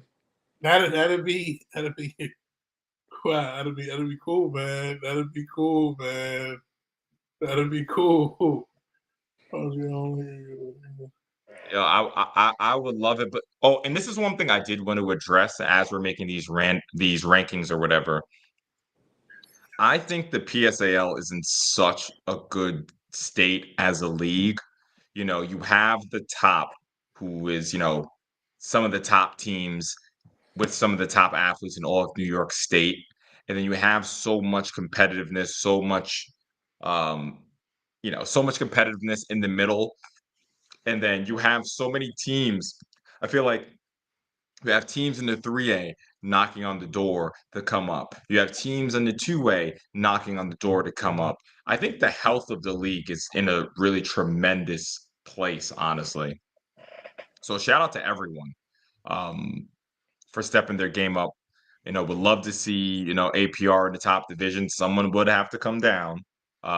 So we'll see about that. But as far as this list goes, yeah, I think I would take Fort Ham off. I would move Eagle to 8. I would have Randolph 9. And then let me look at the rest. Wow. Who would be 10? I think I would have.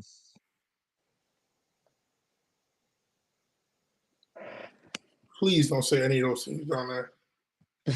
I think. No disrespect. No disrespect.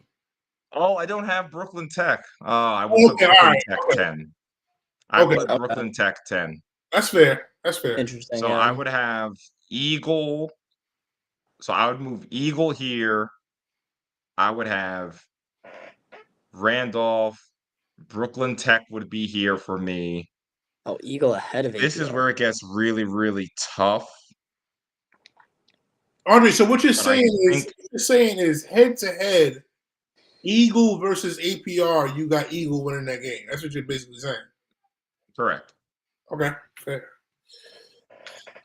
Eagles defense is very, very underrated this season. I think but aside from the JFK game, every game they've played, they've given up no more than 2 touchdowns. And even in that JFK game, they were very shell shocked in the first half, but they only gave up 1 touchdown in the second half. So I think Eagles defense is very, very underrated. And then again, you know how I feel about 3A to 4A. Of course, I know teams in the 3A can compete with teams in the 4A, but I do think that there is a speed and physicality jump. Especially if you're talking about a team like Eagle, which is definitely not, a bottom team in the 4A. They're definitely in the middle of that pack fighting for a spot. I think Eagle is good. I mean, I put APR at a high regard, but I'm not taking nothing away from Eagle, not at all. So yeah, but I do think you got it right here. I think it's harsh to drop South Shore so far behind JFK, especially because we're literally going to see that game. I would almost have them like at the same, but then it's also like I wouldn't put Canarsie over JFK. So I agree with you. I pretty much agree with the rest of the list, honestly. I think you got it right, and it was a tough call, but I think you got it right. Yeah. Yeah, what are your thoughts? All right. Yeah, all right. This is interesting to me. Yeah, I guess we'll start at 10. Oh, man. All right. I think right now we keep Eagle at 10. Okay. We keep them at 10, but let me tell you, and I'm really going to say it in our game of the week, New Dorp is inching closer to that spot, in my opinion, because their 3 losses, it was against the top 3 teams in the PSAL. E-Hall, Tottenville, Curse. I know they got destroyed, but so would the majority of these teams fighting for that 10 spot. They would also lose by 40, in my opinion. So I think New Dorp's inching closer. Let's see how they do against New Utrecht. but I like New Dorp in that game. So I think it's close. I would kind of put them in the same situation. And listen, man, I'm kind of agreeing with Mac where Fort Hamilton is going to be at 9. They were right there with APR. The way they adjusted and came back, like I like Fort Hamilton at 9, and then I'll go APR at 8. Yeah, we'll go APR at 8. I think that's good, especially when with like how Randolph's been playing as of late. And then here's where it gets weird and it gets interesting is the 7 spot. Man, I think at 7 we'll go South Shore at 7. Okay. Okay. I was getting ready to switch it. I thought he was about to drop something on us I for a minute. almost put Kennedy at 7. I was really Oh close. God! Whoa! I was ready. Whoa. Kennedy would have won after me, but I think right now I'm not so sure how South Shore would go against Kennedy's run game. But I also don't know how Kennedy's secondary would compare against South Shore. So I don't really know. I think it's close, but right now, listen, South Shore lost. Kennedy's undefeated. Put Kennedy at 6, definitely. So yeah, you could move Kennedy and Canarsie. We'll switch those right now. I agree with that. Yeah, because I think Canarsie. Listen, they had that really tough schedule, but Wait, did you say you would switch them? Sorry, I didn't hear that. yeah, Canarsie over Kennedy, definitely. Oh, wow. Okay. Definitely, I'm going Canarsie over Kennedy, and the reason why I'm thinking that is Kennedy didn't really play anybody yet. And Canarsie, all they did was, play really tough teams, and then they destroyed Port Richmond, and then they played South Shore, beat South Shore. Canarsie showed that, they can play with some of these top teams. Kennedy, I still think we're waiting. I know they beat these bottom tier teams. I think Canarsie would have done the same exact thing. So listen, Kennedy, I could easily see you in the top 5, maybe even the top 4, but you got to prove it when you go against Curtis this weekend. Let me see something, show me something. But as of right now, Canarsie showed me last week why they're the 5th best team in the PSAL and why, they're coming potentially to maybe get a rematch with Lincoln or something like that in the quarterfinals. So I got Canarsie at 5, and then the top 4, I don't really think it's much of a debate. Very self-explanatory. Tottenville's rolling. I think Curtis is very close, but we'll leave them at 2. E-Hall at 3 just because of that loss, and then at 4. We'll go Lincoln. And I saw someone say, I think Kyron asked me to look at his comment. I can't really see it, Kyron, if you want to say that again. But no, he's talking about the he's basically he said earlier in the chat, he said no 3A school is beating Eagle 2. That's what he was talking about, Jared. Interesting. No, I think and I love that. I love it too. I think Eagle. I think that physicality would be a big test for APR. But I really like APR's linemen, so I think we'll go APR. Eagle 2 and Fort Hamilton is another war. I mean, that's close. But I think honestly, the difference between 10 and 8 is like this. I think it's like it could honestly go either way any given Saturday with like these teams playing each other. And honestly, in that 10 spot, you could even think about maybe throw in like Brooklyn Tech in that conversation. I wouldn't do it right now though, Andre, but like just thinking about it, maybe. No, for sure. And one thing I like about Brooklyn Tech too, from what I've seen, is that they have a really solid defense. Yeah. Sorry to Lehman and to Truman, but I just haven't seen you guys play, and I know you have a lower rating, so I kind of have to go off of that. So, but shout out to you guys. And I know I saw Coach Perlo say something about the difference between the 4A and the 3A is enrollment. I actually don't think that's exactly true because Eagle has probably, if it went by enrollment, Eagle would be in the 1A.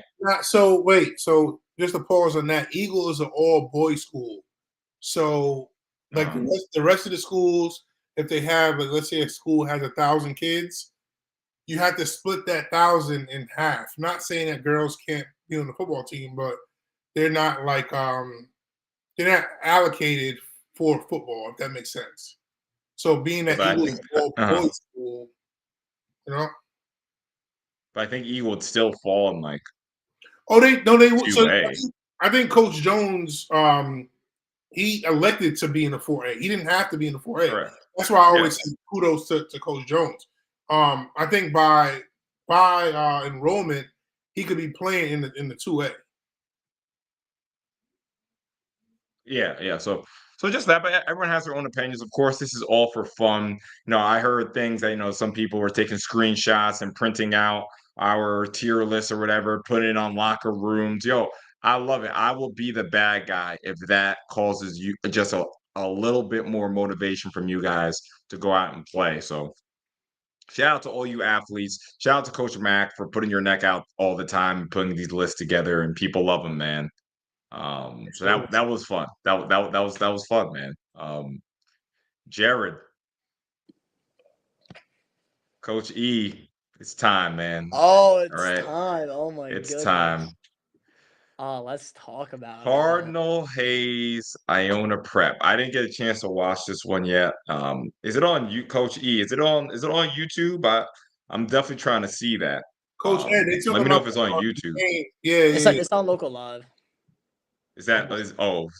I have to go to their website or something? Yeah, it's on a website. I was gonna say Okay. you could end up like watching it. I couldn't completely watch it in length. Honestly, that's what I'm probably doing tomorrow morning. Hopefully I'm doing something on that. I'm a little bit late to it, but I was watching it here and there. And oh man, Ed, I'm sorry that we got to talk about the Catholic League this week, but man, Hayes, they were looking good, and I believe, I want to say they had a 27-10 lead over Iona Prep. And Iona, they stood composed, and they had a big comeback win. And the Gales, they were getting so many people involved on offense because going into it, I made a preview for that game the week before against St. Anthony's. It was all Crew Davis. It was the Crew Davis show. He had like 300, Incredible, all-purpose man. The kid is yards. incredible. Yeah, he's unbelievable. And the crazy thing is, he's like he might even be better at lacrosse. Like he's one of those two sport athletes that's gonna be really special. And yeah, he's crazy in the weight room too. But anyways, we get to the game, and Iona Prep is using all these different weapons. So it was big that Iona got a lot of people involved, and they ended up coming back. The game actually went down to the wire. Cardinal Hayes had it, I think, like inside the 5-yard line. I thought they were gonna tie it, but time expired, and Iona got to party on Columbia University's field. So Iona got the win, 34-27. But listen, I think we're gonna see a rematch of it. But yeah, I mean, you guys could jump in and talk about Iona Hayes if you want. If not, though, I'm definitely down to do a little No, I rundown of mean, what happened in the AAA. yeah, I just want to say that, it was a rematch of the championship from last year. That was one of the craziest football games, endings of a football games I've ever seen. Yeah, best Um, game I've ever been to. oh yeah, you were there. Yes, you were I there. was Yeah. there. I was honestly, yeah, I was there. It was one of my favorite experiences. And, I got to talk to a lot of like Hayes fans. They ended up rushing the field. Sorry, Ed. And listen, the Cardinal Hayes community is something special. And the people that I've talked to there, whether it's coaches, fans, players, it was a great experience. And if you guys have time, go look at my post game interview with Rich Beal, and definitely one of the favorite moments of my career, and obviously a special game for him. Yeah, man. It was a tremendous game, and I really got to make it out to see Iona or Hayes this year. I mean, every time I see Iona, has Iona scored less than 28 points all year? I mean, in some non-league games, yeah, like when they go against nationally ranked Bergen Catholic and maybe Del Barton from New Jersey, but those are different animals. But yeah, in the Catholic League, Iona's just been having their way with teams. I mean, this offense and like the schemes that they run, like they're so well coached. They have so much talent, and their new quarterback Julian Guzman has been incredible. But yeah, they scored however much they wanted against Stepanak, St. John's, St. Anthony's, and also 34 against Hayes. Perlo. It's crazy. Shout out to Yeah. Coach Perlo, man. Peace out, man. Um, I appreciate you, man. I definitely Coach. I don't know if you can say this. Is Columbia going to be your home field moving forward? Because Columbia is a beautiful facilities, man. So yeah, I definitely got to figure out how I can make my way over there. Cardinal Hayes is. I'll even say they're my favorite program in the Catholic League, man. I just admire, the growth of Cardinal Hayes and what they've become and what they've put out. Coach Mack, you want to say anything on the Hayes Iona? I didn't even see the game. I'm gonna try to get the link from Jared Oh, to yeah. Oh, sorry. to see that game, man. I spoke to Coach Ed that night after the game. They came back. I know they was down. They came back, but just couldn't close it. Yeah, no, Coach, no, for real. No. Hayes is my favorite one. Like, I'm not gonna say Kellenberg. Yes, I played for Kellenberg, but no, I'm not gonna say Kellenberg. Just to have some fun. Speaking about Kellenberg, took a loss to Chaminade, unfortunately. And Jared, can you just talk about Chaminade? I said this to Dude, you they're here, like man. after This is the the best first week. I was like, yo, Chaminade is like really, really good. Not only beating St. Anthony's, but beating Stepanak, 2 weeks ago as well. So just talk about Yeah. Chaminade, This, I mean, any Chaminade people in this chat, I don't think there's many, but correct me if I'm wrong. I think this is the best Chaminade team since 2012 and 2013 when they reached the AAA championship in both of those years, including 2012 when they beat St. Anthony's. But they've had some good teams. They've had some AA championship teams, some AAA semifinal teams throughout the years. But I think this is the best one that I've seen because, I mean, all around, they're just looking really good. On defense, they were monsters. And also, going into this game against Kellenberg, it would have been very easy for Chaminade to overlook them because they have Hayes this upcoming week. And this is Kellenberg's Super Bowl. Like Kellenberg, wanted to come out and potentially make some noise. Chaminade was all over him. Let me tell you, man, there's this kid, Luis D'Agostino, 13 sacks in 7 games. Damn. I mean, What? That's 13 sacks in 7 games. He's going crazy. Chaminade, yeah, they're making a statement. Thanks, Ed. I appreciate it. But yeah, they got their hands full coming up this week though with Cardinal Hayes. Chaminade's defense looks Where really is good. that? But, I think it's at Chaminade. So yeah, I might have to take a trip, man. and it's gonna be a lot of fun. But the thing with What's the Chaminade weather is looking like? they haven't seen a Rich Beelan yet, so it's gonna be really, really interesting. But yeah, shout out to the Flyers, man. They jumped all over Kellenberg. I think it was 28-0 after the first quarter. Game was pretty much over instantly. So Flyers ended up winning that one, and they're my third best team right now in the Catholic League, AAA. Yeah, well, actually all around the whole Catholic League, third best team. Wow. But we'll see because St. Anthony's is coming. Seriously. So They said this Sunday, Chaminade plays Hayes, right? Yeah. This Sunday, apparently. Yeah, I might have to slide. I can't lie. What am I doing on Sunday? Actually, no, I can't go. Oh, you can't? Yeah, it's gonna be a really good can't go. game. That one will probably be live stream. Yeah, Ed, I'm taking them over Farrell right now, honestly. Farrell looked good. We'll kind of just like recap the AAA. I'll try to be quick here. Farrell beat Fordham Prep. They got this kid Braxton Moy, the freshman, who is just unbelievable. Everyone. Is he one of the twins? He's one of the twins, all right? Wait a second, Braxton, the twin? Yeah, the receiver. So the freshman, he also has a twin. A brother that plays quarterback. Yes. Yeah, and he's gonna end up being a star next year when Ryan Walsh graduates. But Braxton at receiver, he's playing right now, and he had another 70+ yard game receiving and another touchdown. He's had a couple of those games. He had that against Cardinal Hayes too. Braxton Moy's legit. Wow. So I think Farrell's really close to that third ranking. And also I think St. Anthony's is right there as well. St. Anthony's beat Monsignor Farrell, and they've looked good. They gave Iona all they could handle. Gary Merrill from St. Anthony's, in his last 2 games, he had over 200 yards rushing against Iona Prep, and I think he had a bunch of touchdowns. And then this last week against Xavier, 200 yards passing, 2 touchdowns, and then he ran for another 200 yards on the ground and a couple scores. So yeah, Gary Merrill for St. Anthony's, the quarterback. He's headed to North Carolina for lacrosse. He's just one of the best pure athletes. Honestly, is that a new commit? Is that a new commit, or was he committed to North Carolina for a while? Lacrosse. So he's committed to North Carolina lacrosse for a while. Yeah. Is that new, or did I just miss? I guess I missed it. Gary, yeah, it's been out there. He's insane at lacrosse, but he's still an underclassman, right? Or is he a senior now? He's a senior. He's a senior. So Gary's a senior. Okay. This is the last year with St. Anthony's for him, and then a bunch of other kids like Will Hart's been really good. Johnny Russo's good. You know, the Friars are coming. So St. Anthony's, Farrell, Chaminade, kind of in that 3 through 5 range right now, I would say. And then Stepanak and Kellenberg, and kind of just to round out the AAA. Shout out St. Peter's, man. They got a big win over a really talented Archbishop Stepanak program. So St. Peter's beat Stepanak 31-28. Peters beat Stepanak? Yeah, Stepanak's having a little bit of a. What the hell?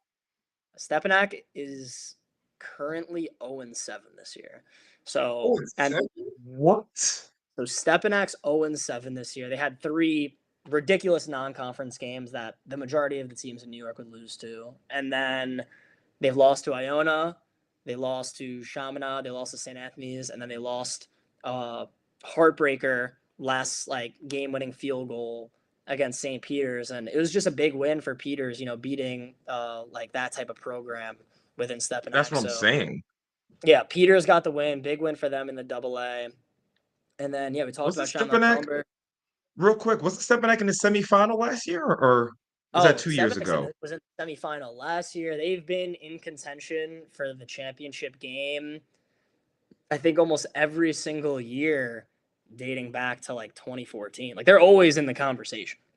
They had in 2015 through 2018, I think they won 4 of those championships. Or 2014 through 2018, they won 4 of those AAA championships. That's pretty crazy.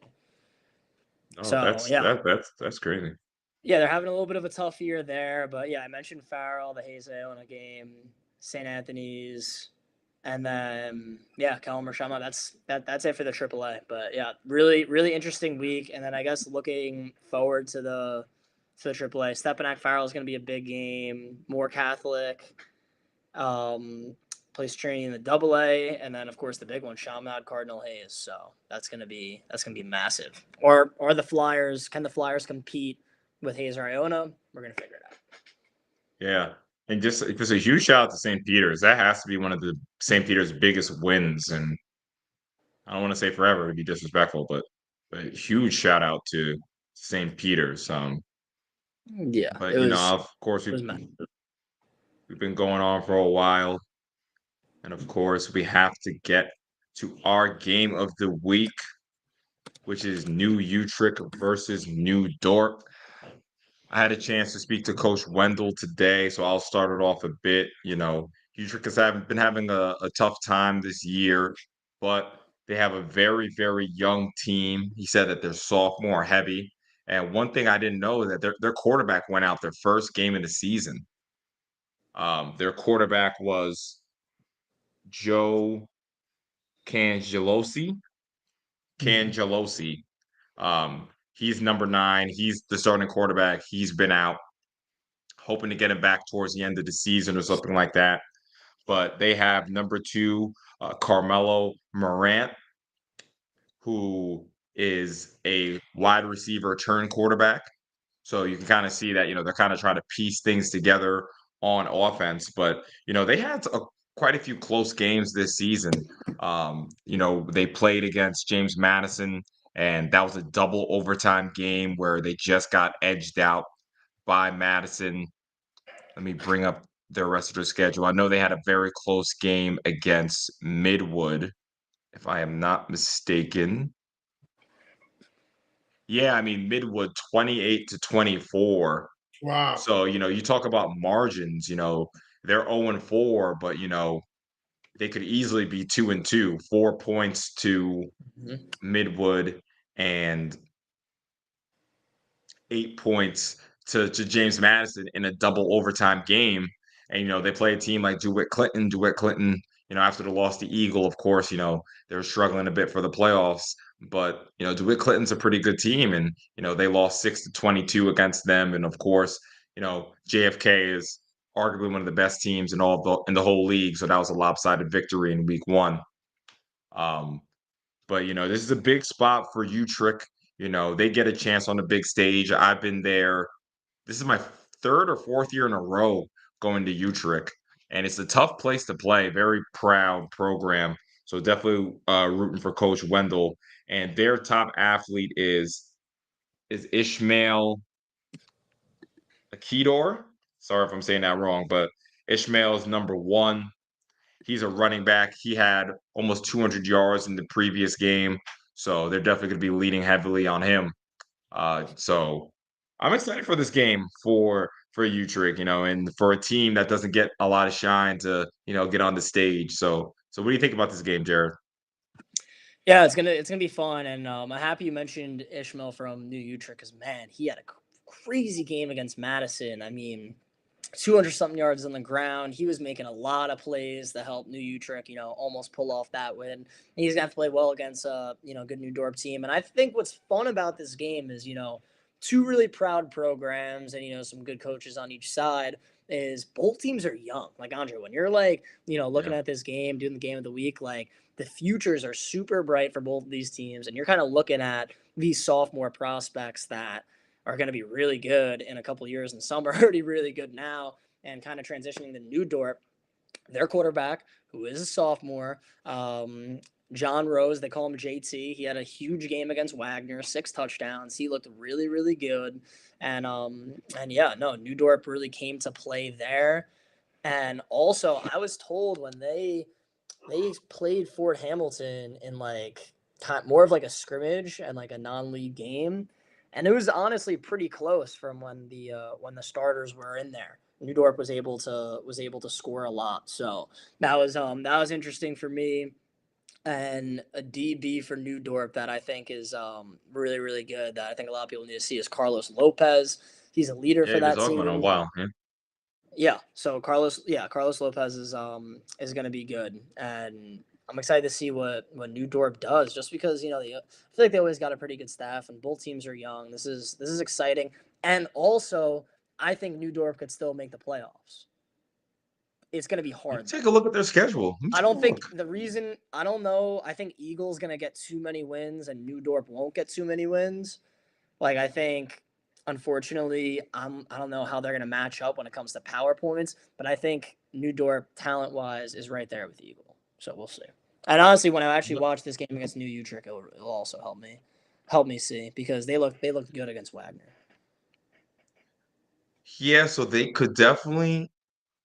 definitely favored in 2 of their 4 games left. So I would say New Dorp is favored against Utrecht, and then they're home to Port Richmond. So that would put them at 3. It's going to be tough because sandwiched in between is Canarsie and Lincoln. And that's kind of my question. Sorry to interrupt you there, Andre. Is say New Dorp, takes care of business, beats Wagner, Utrecht, and Port Richmond. They're sitting at 3 and 5, but there's a chance when it's all said and done, their 5 losses could be to the 5 top teams in the PSAL. So that's kind of where it's like, all right, this is interesting. I don't really know where to go with that because New York wants to win. They have to beat Canarsie if they want to get in the playoffs. They're gonna have to be. Yeah. Which I don't really see. I don't know if that's gonna happen, but we'll see. But they're about 200 power points behind Eagle. So they're gonna have to upset somebody. I think Eagle's going to keep winning, too. I looked at their schedule earlier. They got some games that I like Eagle in a lot, especially with their athletes and what they're doing. So it's going to be tough. But it all starts right now for New Dorp. So absolutely. So I think we covered it. We gave you guys 2 hours again today, and we definitely know next week. Next week, man. So let's not overlook this week, of course, because Utrecht New Dorp is a game I'm really excited for. But if I just peek just a little bit, it's rivalry week next week, man. We have 3 games for you guys, and it all goes down. Mac, real quick before we go, I mean, I know it's not on the list, but Curtis JFK, man, what do you think about that? This weekend, that's going to tell a lot about who JFK is.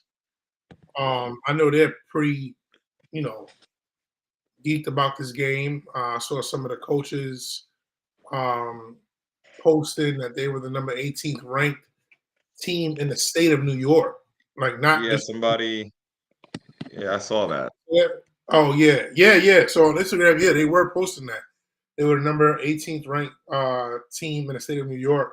And that was over like Lincoln, that was over Canarsie, South Shore, all of those teams. So yeah, if they really feel like that, then I'm definitely I want to see how they match up against Curtis. Yeah, and to me, I think it's going to be. Oh, sorry to interrupt, Jared, but I think it's going to be a big test for the JFK secondary. The dogs that Curtis has, Evan Dukes, freaking Akai Lewis, um, Casey Royal. I mean, they got some serious dogs, and you still got to deal with Quadair Gomez. You know what I'm saying? So Jared, what are your thoughts on this? Yeah, Curtis offense is really balanced, and well, it's also high school football, so we don't get an injury report. So I'm not sure what the situation is with Curtis's quarterbacks, but they showed they can have multiple guys there and do pretty well. So even though I am intrigued on who the starting QB is, I think the passing game will still be good. And Andre, I think you really made the main point here is it's time for this Kennedy secondary. This is their first real big test. How are they going to do? And then Curtis is a good line, and they also have a great front. Like we talked about how good Kennedy's run game is. It's getting put to the test when you go against this Curtis front seven. So a lot is going to be tested, and we're going to learn a lot about Kennedy, how they do against the big boys here over there at Staten Island. So it's going to be really, really interesting. And I can't wait because we really get to see how good JFK is. And also, let's see if Curtis is able to keep this up. It's always hard playing against JFK. They are some dogs, and they're very difficult to game plan for. So it should be fun. And the last time they played, it was a very interesting game. Yes, JFK was winning in that game. In the playoffs. So it's a playoff rematch, a quarterfinal rematch from last year. And one thing I want to say about that JFK offensive line, man, they got to see Mr. Jared Surratt, man. And that boy was an animal versus E Hall. So they got to figure something out when it comes to that. And this Curtis linebacking core has just been tremendous. So big test, but listen, Mr. Derek Betances is absolutely in the running for Player of the Year. No pun intended. He is in the running for Player of the Year. So if you want to make all those lists, we talk about first team, second team, best running back. Mr. Betances, you can vault yourself right into that conversation if you have a big game here. Mac, final thoughts? Yeah, man, I'm looking forward to that game this week. All of the rest of the 4A games this weekend didn't really catch my eye. That was pretty much the only game that might be a game. It might be a good head-to-head matchup. Yeah, man. So, all right. That's it for us tonight, man. Just a huge shout out to everyone in the New York community. There's only 38 people in here. We're wrapping up. So, these are the diehard fans in here. He had an all-time high tonight, though. 110 or 112, something like that. Thank you, guys. Man. Thank you, chat. It's fun. Yeah, it's all-time night for us. And, I'll be honest with you, man. I'll say this publicly in another forum, but New York football, we are very far behind New York basketball, man. Like, you saw the people in the park this summer, man. Ja Morant in the park, man. Crazy. Come on, like we're so far behind them when it comes to hype, when it comes to publicity and all that kind of stuff. So, one step at a time, all the work that Coach Mack does, all the work that Jared does, of course, all the work we're doing here at Sage Media is to really, put New York football on a higher platform because we are far behind. Let me tell y'all something. LeBron James is going to be in the park, if not this summer, next in 2 summers. Crazy. That's crazy. He's gonna be in the park, man. So New York football, we have a lot of work to do, but this year and Friday night is great stepping stone for New York, man. Really bringing that feeling back. So, but it's all really up to you athletes, man. You guys are really the ones putting in the work and showcasing your skills. So shout out to all you athletes in the chat and keep that work up, man, because we're doing our best to shine our light on you. Final words, guys. She's 97. Wow, yeah, man. Yeah, definitely looking forward to the games, man. I'm gonna try to make that Hayes game this weekend. If they're playing on Sunday. And that's a good point, Tuck. Brandon Marshall was at Lincoln. It's true. Yes. A couple weeks ago. Yeah. That probably should have gotten more publicity because even I forgot about that. Yeah, it should have, man. It should have. Mm-hmm. Yeah, it's gonna be fun. It's gonna be another fun weekend. Excited for the game of the week. Really excited for that Curtis JFK game, and yeah, can't wait to be back here next Monday and break it all down. And then it's rivalry week, and then that's we've been waiting for that one. Listen, man, shout outs to everyone. Go enjoy Monday Night Football. You know where we'll be 7:15 next Monday, man.